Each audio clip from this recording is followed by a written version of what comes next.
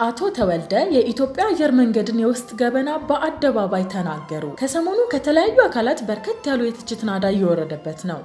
ከፍትህ መጽሔት እስከ ዘሀበሻ ዩቲዩብ ቻናል ድረስ የሙስና ዝቅጠት ታሪኩና ሌሎችም ጥፋቱ እየተነገረ ቢገኝም አየር መንገዱ ግና ይህን ያስተባብላል። የሪፖርተር ጋዜጠኛ ቃለ ኢየሱስ በቀለ የኢትዮጵያ አየር መንገድ ግሩፕ ዋና ስራ አስፈጻሚ የሆኑትን አቶ ተወልደ ገብረማርያምን አናግሯቸዋል። አየር መንገዱ አለው ስለሚባለው የግል እስር ቤት፣ ሹማምንቱ ተራጩበት ስለተባለው $1,000,000 ሁሉንም ዘርዝረው ነግረውታል። እናንተም ታደምጡት ዘንድ ከረጅም ቃለ መጠይቃቸው ላይ ጥቂቱን እንዲቀነጨብንላችሁ።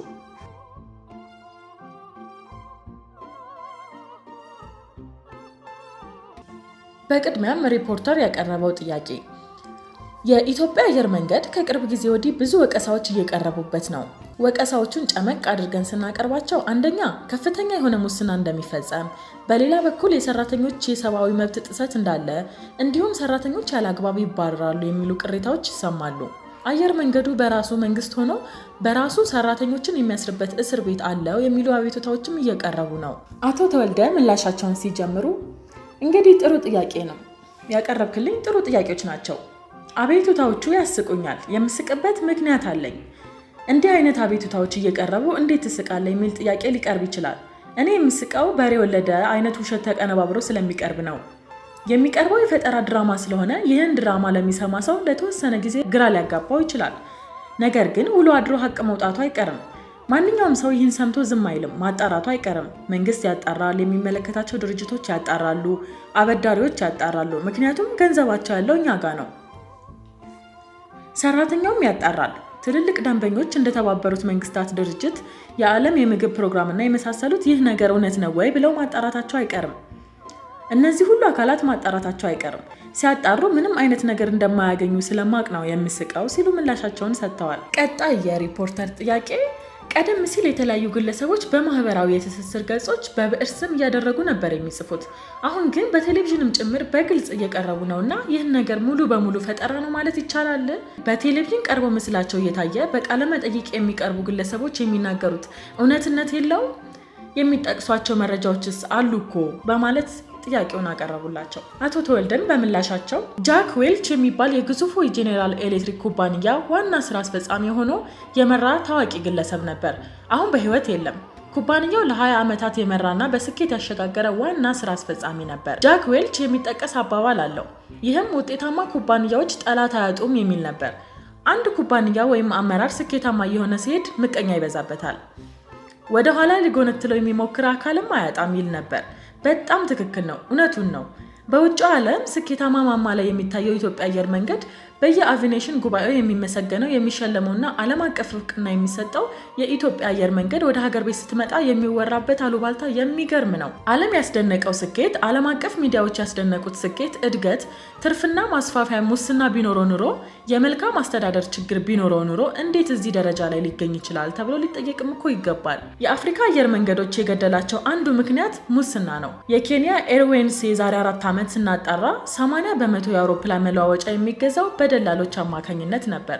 የኢትዮጵያ አየር መንገድ ዕቃ ግዢ ላይ ደላላ ማስገባት በፖሊስ የተከለከለ ነው። ይህንን የተቀነባበረ ድራማ የሚመለከተው አካል መርምሮና ኦዲት አድርጎ ስለሚያገኘው ብዙም የሚያሳስብ አይደለም። ወደ ግለሰቦቹ ስንመጣ የፈጠራ ድራማ እያቀነባበሩ በማህበራዊ ሚዲያ እና በሌሎች ሚዲያዎች የሚቀርቡት ግለሰቦች እነማን ናቸው ብለን እንጠይቅ። ሁሉም ግለሰቦች ከጥቅም ጋር በተያያዘ ጥያቄ ያላቸው ናቸው። ግለሰቦቹ ከድርጅቱ ጋር በተያያዘ የጥቅም ግጭት ያላቸውና በቀል ውስጥ የገቡም ናቸው። ስም እየጠቀስኩ መናገር እችላለሁ። በቅርብ ጊዜ የተለያዩ ሚዲያዎችን በመጠቀም በሬ ወለደ የውሸት ጋጋታ እያቀረበ ያለ ግለሰብ ጀርመን ነዋሪ የሆነና የጀርመን ዜግነት ያለው ግለሰብ ነው። ትውልደ ኢትዮጵያዊ ሆኖ ጀርመን ሀገር ብዙ ጊዜ የኖረ ሰው ነው። ላለፉት በርካታ ዓመታት የኢትዮጵያ አየር መንገድ የጉዞ ወኪል ሆኖ ትኬት ሲሸጥ ነበር። በዚያ ሂደት ውስጥ ምን እንዳጋጠመው አይታወቅም። ለኢትዮጵያ አየር መንገድ መክፈል የነበረበትን €800 ክፍያ ሳይፈጽም ቀረ። ከዚያ ጠርተን ስናነጋግረው ከፍላለው ችግር አጋጥሞኝ ነው አለ። ችግሩን ስንጠይቀው የተለያየ ነገር ነው የሚነግረን። ገንዘቡን ክፈል አልነው። እሺ ከፍላለው፣ በየወሩ አድርጉልኝ አለ። ትኬት ሽጦ ከሚያገኘው ኮሚሽን ገቢ በወር €10 ለመክፈል ተስማማ። 1-2 ዓመት እንደከፈለ ከ800 ወደ €500 ቀነሰ። ቀሪ ሂሳቡ ወደ ኢትዮጵያ ሲመነዘር 17 ሚሊዮን ብር ይሆናል። ወደ €510 ሲቀረው ክፍያውን አቋረጠ። ይህ ብቻ ሳይሆን ከደንበኞች ክፍያ ተቀብሎ ትኬት ሳይሸጥ መላክ ያለበትን ኤሌክትሮኒክስ ጭምር ትኬት ሳይልክ ይቀራል። መንገደኞቹ ኤርፖርት ሄደው ሊሳፈሩ ሲሉ ትኬት የላችሁም ሲባሉ ከፍተኛ ቁጣ ውስጥ ይገባሉ። በርከት ያሉ ችግሮች ሲፈጠሩ የኢትዮጵያ አየር መንገድን አምነው ስለሆነ ክፍያ የፈጸሙት እኛ ትኬት ሰጥተናቸዋል፣ ደንበኞቹን አጓጉዘን፣ ለአንዳንዶቹም ግለሰቡ ራሱ ከከፈላቸው ከዚያ በኋላ ግንኙነታችንን ግን አቆምን። ከሲስተማችን የነበረውን ግንኙነት በጭራሽ በሙሉ አቋረጥን። የባንክ ዋስትናውንም ወሰድን። መልሱልኝ አለ። ልንመልስለት እንደማንችል አሳውቀነዋል። ልንመልስልህ የምንችለው ያለብህን 510,000 ዩሮ ስትከፍል ነው አልነው። ያለበትን ገንዘብ መክፈል ባለመቻሉ ጉዳዩን ወደ ፍርድ ቤት ወሰድን። በዚያን ወቅት አንጎላ የተያዘብን ገንዘብ ነበር። በየጊዜው ሪፖርት ስናደርግ የነበረውን የተለያዩ የአፍሪካ ሀገሮች ናይጄሪያ፣ ግብፅ፣ ሱዳን፣ አንጎላ፣ ዚምባብዌ የተያዘብን ገንዘብ ነበር። ይህንን ዓለም አቀፍ የአየር ትራንስፖርት ማህበር የሚያውቀውና እናንተም የተገነዘባችሁት ጉዳይ ነው። በአንጎላ የተያዘብን ገንዘብ ማውጣት አልቻልንም። በአንድ ወቅትም የኢትዮጵያ ኤምባሲ እዚያው እንስራበት የሚል ሀሳብ አቅርበን ከውጭ ጉዳይ ጋር እየተነጋገርን ነበር። ቤትም ለመግዛት ሞክረን ነበር፣ ነገር ግን አልቻልንም። ይህ ግለሰብ እኔ ገንዘቡን ላስወጣላችሁ እችላለሁ አለን። እንዴት ስንለው በአንጎላ መንግስት ጋር ግንኙነት አለኝ እችላለሁ ብሎ ከስራ ባልደረቦቼ ጋር ተነጋግሮ ግድ የለም ካስወጣልን እንሞክር ብለው 1-2 ጊዜ እንደሄደ ሰምቻለሁ። የሰጠነው ምንም አይነት ውል የለም። ልንሞክር ብሎ ሄደ፣ አልቻለም። ከዚያ በኋላ እኔ አዲሱ የአንጎላ ፕሬዝዳንት የዛሬ 2 ዓመት ከተሾሙ በኋላ ለመጀመሪያ ጊዜ ለአፍሪካ አንድነት ስብሰባ ጥር ወር ሲመጡ አገኘኋቸውና አነጋገርኳቸው። ገንዘብ እንደተያዘብንም ነገርኳቸው። እኛ አንጎላ ለረጅም ጊዜ አገልግለናል፣ በጦርነት ጊዜ ሁሉ አገልግለናል፣ አስተያየት ልታደርጉልን ይገባል አልኳቸው። ገንዘቡ ለረጅም ጊዜ ተይዞብን ተቸግረናል ስላቸው ምን ያህል ነው ሲሉኝም ነገርኳቸው። በዚህን ጊዜ ሪፖርተር ያነሳው ጥያቄ ምን ያህል ገንዘብ ነው የተያዘባችሁ ሲል ነበር። አቶ ተወልደም በምላሻቸው ወደ 33 ሚሊዮን ዶላር ይሆናል። ፕሬዝዳንቱ በነዳጅ ዋጋ መውረድ ምክንያት የዶላር እጥረት ጋር በተፈጠረ ችግር እንደነበረ ገልጸው ችግሩ እንደተፈታ ገንዘባችንን እንደማያስለቅቅሉንም ነገሩኝ። የአንጎላ አየር መንገድ ችግር ውስጥ ስላለ ብትረዱኝ አሉኝ። ሀሳባቸውን ተቀብለን የአንጎላ አየር መንገድን ለመርዳት ፈቃደኝነታችንን ገልጸን ደብዳቤ ጻፍንላቸው። በወቅቱ እነሱ የኢሚሬትስ አየር መንገድ ጋር በተመሳሳይ ችግር በተለያዩበት ወቅት ነበር። ፕሬዝዳንቱ የተያዘውን ገንዘብ ሊያስለቅቁልን ቃል ገብተዋል። ጊዜያችንን ጠብቀን ገንዘባችንን ማግኘት አለብን ብዬ በኢሜል ላኩኝ። ግለሰቡ ቅር ተሰኘ። እሱ እኔ እየሞከርኩኝ ነበር ሲል ያንተ እገዛ አያስፈልገንም ብዬ በራሳችን እንደምንጨርስም ነገርኩት። ቅሬታውንም በኢሜል ገልጾልኛል። ባቀረበው ቅሬታ አቶ ወከሌ ቃል ገብቶልኛል ይላል። ለሱ በኢሜል ስመልስ ለውስጥ ኦዲተሮች ኮፒ አድርጌም ልክ ያለው ኢንተርናል ኦዲት ምክትል ፕሬዝዳንቱ ኢሜሉን ወስዶ ኦዲተሮችን መድቦ አጣራ።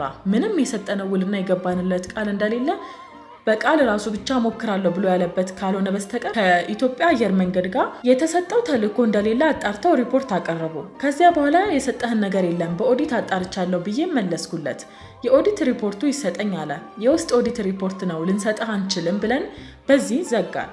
ከዚያ በኋላ ወደ ጀርመን ተመልሶ ትኬት ስራውን ክፈቱልኝ አለ። እኛ ያለብህን 510,000 ዩሮ ካልከፈልክ አንከፍትም አልነው። ግለሰቡ ቅሬታውን ለኢትዮጵያ መንግስት በጽሁፍ አቅርቧል። ያለውን ቅሬታ ጨማምሮ በኢሜል ልውውጦችና የድምፅንም ጭምር አድርጎ ለመንግስት አቅርቧል። መንግስት ቅሬታውን አይቶ ተጨባጭ ነገር ስላጣበት የሚመለከታቸው ኃላፊዎች ለኢትዮጵያ አየር መንገድ የዳይሬክተሮች ቦርድ አቀረቡ። ቦርዱ የቀረቡትን መረጃዎች ይዞ ለቦርድ ጸሐፊም ሰጠ። ቅሬታው ማኔጅመንቱ ላይ ስለሆነ የቦርድ ጸሐፊ በቀጥታ የኦዲት ክፍሉ እንዲጣራ ያደርግ፣ የኦዲት ክፍሉ ያጣራውንም በቀጥታ እኛ ሳናየው ለቦርድ ያቅርብ በማለት ለቦርድ ጸሐፊው ደብዳቤ ጻፍኩኝ። ኦዲተሮች እንደገና ተመድበው የተጻፈውን በሙሉ አጣሩ። የኢትዮጵያ አየር መንገድ የሚያጓጉዘው የኢትዮጵያ ብሔራዊ ባንክ ገንዘብ ሁሉ እንደጠፋ ገልጸዋል። የብሔራዊ ባንክ ገንዘብ እንዴት እንደሚጓጓዝ ባንኩ ያውቀዋል። በቻተርን በረራ አጃቢ በሴኩሪቲ ሰዎች ተመድበው ከማተሚያ ቤቱ ተጓጉዞ አውሮፕላን ውስጥ ሳይከፈት ብሔራዊ ባንክ ራሱ በደህንነትና በፖሊስ አሳጅቦ ነው ወደ ግምጃ ቤት የሚሄደው። እነዚህ ሐሰት ክሶች ስለ ጉዳዩ ለሚያውቁ ሰዎች ለጊዜው ሊያሳስቱ ይችላሉ። የቀረቡትን አቤቱታዎች ኦዲተሮች አጣርተው ምንም ነገር እንዳላገኙ ለቦርድ ሪፖርት አቀረቡ። ቦርዱ ተመልክቶ ተጨባጭ ነገር ሲያጣ ጉዳዩ ተዘጋ። ግለሰቡ የፍራንክፈርት ቢሮ ለምን ተዘጋ? ስራውንስ ለምን አልቀጠልኩም? ከአንጎላ ላስወጣሁት ገንዘብ የኮሚሽን ክፍያ ይገባኛል የሚል ቅሬታ የሚያቀርበው በዚህ ምክንያት ነው። እዚህ ድርጅት ውስጥ ሊደረጉ የማይችሉ የፈጠራ ክሶች ያቀርባል ሲሉ መልሰዋል። ሪፖርተርም እዚህ ጋር በዚህ ወቅት አንድ ጥያቄ አቅርቦላቸዋል። የኢትዮጵያ አየር መንገድ በፖሊሱ ደላላ የማይቀበል ከሆነ ለዚህ ግለሰብ በአንጎላ የተያዘውን ገንዘብ እንዲያስለቅቅ ለምን ስራ ተሰጠው? ያለበትን 510,000 ዩሮ ሳይከፍል ለአንጎላ ገንዘብ የማስለቀቅ ስራ እንዴት ተሰጠው ሲል ጥያቄ አቅርቦላቸዋል። አቶ ተወልደን በመልሳቸው በወቅቱ የተያዘውን ገንዘብ እናስወጣላችኋለን የሚሉ ብዙ ግለሰቦች ነበሩ። ገንዘቡ በአንጎላ ተይዞብን ረጅም ጊዜ ቆይቷል። ገንዘቡ የምንዛሬ ተመኑን ቀንሷል። በአፍሪካ ሀገሮች የገንዘብ ተመን ለውጥ ያደርጋል። ንብረት ላይ ማዋል ፈልገን አልቻልንም። ስለዚህ እናስወጣላችኋለን የሚሉ በተለይ የአንጎላ ባንክ ጋር ግንኙነት ያላቸው ግለሰቦች ሊረዱን ሲሞክሩ ነበር። እኛ የስራው ላይ የሰጠነው ግለሰብ የለም በአንጎላ ከሚገኘው የሽያጭ ወኪላችን በስተቀር። የሽያጭ ወኪላችን ያስወጣው ትንሽ ገንዘብ ነበር። አቤቱታ ያቀረበብን ግለሰብ ይህን ገንዘብ ካስወጣህልን ይህን ያህል እንከፍላለን ብለው የሰጠነው ኮንትራት ግን አልነበረም። ገንዘቡን ባስወጣ ልጠቀም እችላለሁ የሚል የራሱ ሐሳብ ነው። በተረፈ የነበረበትን 510,000 ዩሮ ሊከፍለን ባለመቻሉ ጉዳዩን ፍርድ ቤት ወስደን አስወስነናል። በጀርመን ፍራንክፈርት ፍርድ ቤትን አስፈርደናል። ውሳኔው በእጃችን ይገኛል። በኢትዮጵያ የጀርመን ፍርድ ቤት ውሳኔ ይዘን በአቃቤ ሕግ በኩል ክስም መስርተናል ሲሉ ምላሻቸውን ሰጥተዋል። ሪፖርተርም በቀጣይ ያቀረበላቸው ጥያቄ ሌላው አዲስ በተቋቋመው ሰራተኛ ማህበር የሚነሳው ቅሬታ ሰራተኞች ያለአግባብ ከስራ ይባረራሉ የሚል ነው። አየር መንገዱ በራሱ መንግስት ሆኗል፣ የራሱ እስር ቤት አለው የሚሉ ክሶች እየቀረቡ ነው። በዚህ ላይ የእርሶ ምላሽ ምንድነው ሲል ይጠይቋቸዋል። የአቶ ተወልደ ምላሽም እንደዚህ ይል ነበር። በዚህ የፈጠራ ድራማ ላይ 2 ተዋናያን አሉ። አንዱ ተዋናይ አዲሱ የሰራተኛ ማህበር አመራር የሚባለው ነው። የኢትዮጵያ አየር መንገድ የሰራተኛ ማህበር ከ59 ዓመታት በላይ የቆየ ጠንካራ የሰራተኛ ማህበር ነው። አንጋፋ የሆነ ትልቅ ንብረትም ያለው 6300 አባላት ያሉት ትልቅ ማህበር ነው። አዲሱ ማህበር አብራሪዎች የማህበር አባል ይሁኑ አይሁኑ የሚለው አለመግባባት ተፈጥሮ እኛ ሌላ ማህበር እንመሰርታለን ብለው ያቋቋሙት ነው። መሪው ፓይለት ነው። አሁን ከስራ ተሰናብቷል።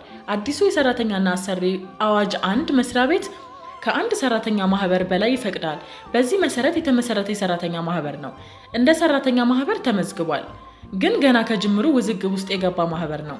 የሰራተኛ ጥቅምና መብት ከማኔጅመንት ጋር ተደራድሮ ለማስከበር የተቋቋመ ማህበር ሳይሆን በአደረጃጀቱ ከሚያስወጣቸው መግለጫዎች ከሰራተኞች ጋር በሚያደርጉ ግንኙነት ትንሽ ከሰራተኛ ማህበር ወጣ ያለ አካሄድ ነው የሚከተለው ሲሉ ምላሻቸውን ሰጥተዋል። ጋዜጠኛው በዚህ ወቅት እንዲህ ሲል ጠየቃቸው። አዲሱ ማህበር ከምስረታው ጀምሮ ማኔጅመንቱ እውቅና አልሰጠኝም፣ አብረው ለመስራት ፈቃደኝነት አላሳየም ነው የሚለው። አመራሮቹ ያለአግባብ ከስራ እንደተባረሩበትም ይናገራል ሲል ላቀረበላቸው ጥያቄ አቶ ተወልደ አዲሱ የሰራተኛ ማህበር ከጅምሩ አካሄዱ ትክክል እንዳልሆነ ነግረናቸዋል። የሰራተኛ ማህበር ዓላማ ከማኔጅመንቱ ጋር ተወያይቶ የኢንዱስትሪ ሰላም ሳይናጋ የሰራተኛን ጥቅም ማስከበር ነው። ይህ ማህበር ግን ከዚህ ውጪ ነው የሚንቀሳቀሰው። የሰራተኛ መብት መከበር አለበት፣ የመናገር መብት መከበር አለበት፣ የስራ ኃላፊዎች ሰራተኛውን መምረጥ አለበት ይላል። ሰራተኛው የማኔጅመንት አባላት መምረጥ አለበትም ይላል። ይህ በጽሁፍ ያስቀመጡት ነው። የፖለቲካ ፓርቲ ካልሆነ በስተቀር ሰራተኛ አመራር የሚመርጥበት ኩባንያ አላየሁም ሲሉ ይናገራሉ። ይህ አካሄድ ትክክል እንዳልሆነም ስንገልጽላቸው መጋጨት ጀመርን። እኛ ከነባሩ ሰራተኛ ማህበር ጋር እንሰራለን። የአዲሱ ማህበር አመራሮች የሲቪል መብቶችና የሰራተኞች መብትን ለይተው ማወቅ አልቻሉም። በዚህ የተነሳ መግባባት አልቻልንም። ሁለቱ የሰራተኛ ማህበራትን ለማዋሃድ የተደረገው ጥረትም አልተሳካም ሲሉ ምላሻቸውን ሰጥተዋል። ታዲያ ቀጣዩ ጥያቄ የአዲሱ ማህበር አመራሮች ከስራ የተባረሩት ለምንድን ነው የሚል ነበር። የአቶ ተወልደ ምላሽም የአዲሱ ማህበር መሪ አብራሪ ነው፣ የተመደበበትን ስራ አልሰራም አለ። ቻድ ሄዶ እንዲሰራ ተመድበው ፈቃደኛ አልሆነም። ጓደኞቹ ተመድበው በሚሰሩበት ቻድ ተራው ደርሶ ሂድ ሲባል አልሄድም አለ። ለረጅም ጊዜ 2-3 ጠይቀነው እምቢ በማለቱ የድርጅቱን ስም በተደጋጋሚ በማጥፋት ስራ በመጠመዱ የድርጅቱን መልካም ስምና ዝና አጉድፏል። ድርጅቱ በራሱ ሰራተኛ ስሙ ይህን ያህል ሊጠፋ ስለማይገባ ብዙ ታግሰን እርምጃ ወስደናል። ኩባንያው በራሱ ሰራተኛ ይህን ያህል ጉዳት ሊደርስበት አይገባም። በዝምታ ከዚህ በላይ ከታገስነው ድርጅቱን ማፍረሱ ነው የሚሆነው። ድርጅቱ እኛ እንደ አይናችን ብሌን ነው የምንጠብቀው። የኢትዮጵያና የአፍሪካ ሕዝብ የሚወደው አየር መንገድ በመሆኑ ድርጅቱን መታደግ ስላለብን እርምጃ ወሰድን። እርምጃ ከተወሰደ በኋላ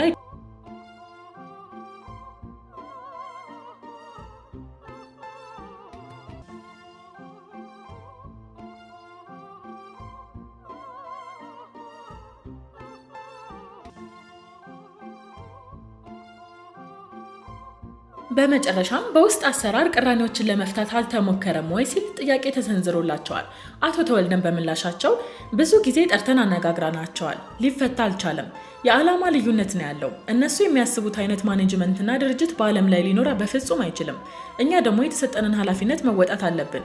ይህ ልዩነት ሊፈታ አልቻለም። ሌላው በተለያዩ ጊዜያትና በተለያዩ ምክንያቶች የተሰናበቱ ሰራተኞችን እየሰበሰቡ ያቀርቧቸዋል። የተጠሩት ሰራተኞች አንዳንዶቹ ለእኔ ኢሜል ይልኩልኛል። ለአዲሱ ማህበር ምስክርነት ስጥ ተብዬም ተጠርቻለሁ። ይህንን ከማደርግ ወደ ስራ መልሱኝ ብሎ በኢሜል የጠየቀኝ ሰራተኛ አለ።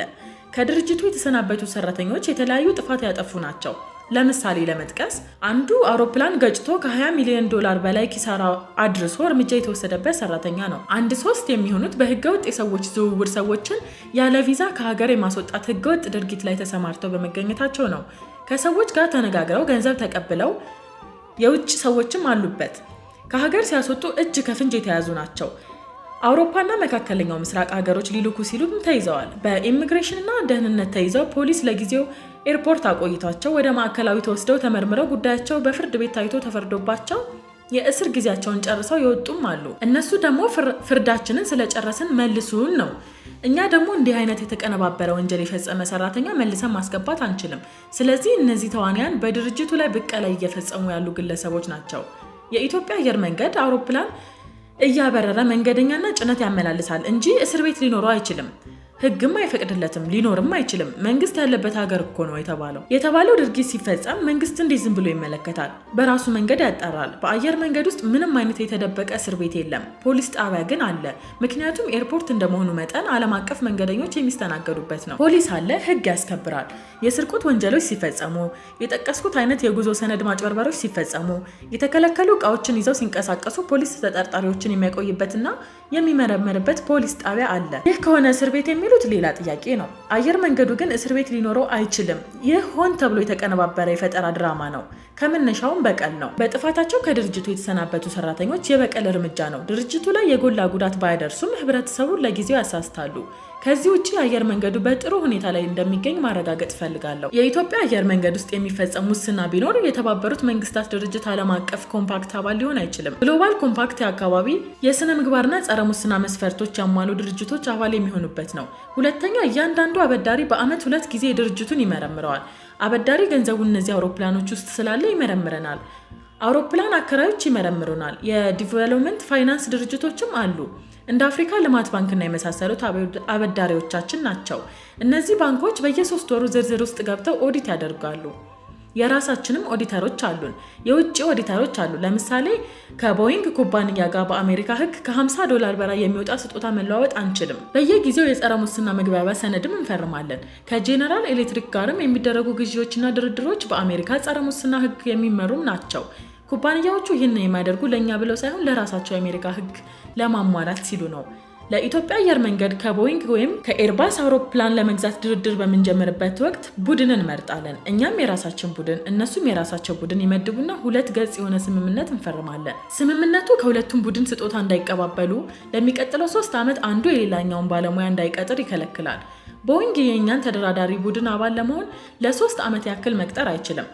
እኛም የቦይንግን ተደራዳሪ ቡድን አባል መቅጠር አንችልም። ይህ በሰነዶቻችን ውስጥ ይገኛል።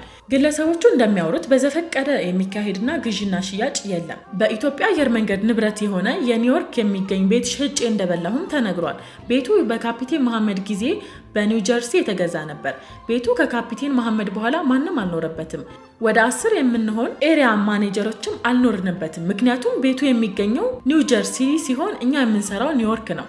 ለኛ ስለማይመች አልኖርንበትም። ስለዚህ ቤቱ ተከራይቶ ነው የቆየው። በኋላ ተከራይ ማፈላለግ ስላልተመቸ ይሸጥ ተብሎ በማኔጅመንት ቦርድ ቀርቦ ተሸጠ። ገንዘቡም በኒውዮርክ በሚገኘው የኢትዮጵያ አየር መንገድ በባንክ ሂሳብ ገቢ ተደርጓል። ከአየር መንገድ ንብረት እንኳን ቤት አንዲት ብዕር መውሰድ አይቻልም። ያንን የሚፈቅድ አሰራር የለም። አንገቴን እሰጣለሁ። ያለ አግባብ 5 ሳንቲም የሚጠፋበት መንገድ የለም። ይህ ደግሞ በብዙ ኦዲተሮች የተረጋገጠ ነው ሲሉ ምላሻቸውን ሰጥተዋል። ውድ የቻናላችን ቤተሰቦች ከረጅሙ የአቶ ተወልደ ቆይታ ላይ የሰሞኑን ውዝግብ የተቃኘበትን እንዲህ ያቀረብንላችሁ ሀሳብ አስተያየታችሁን ጻፉልን። በያላችሁበት ሰላም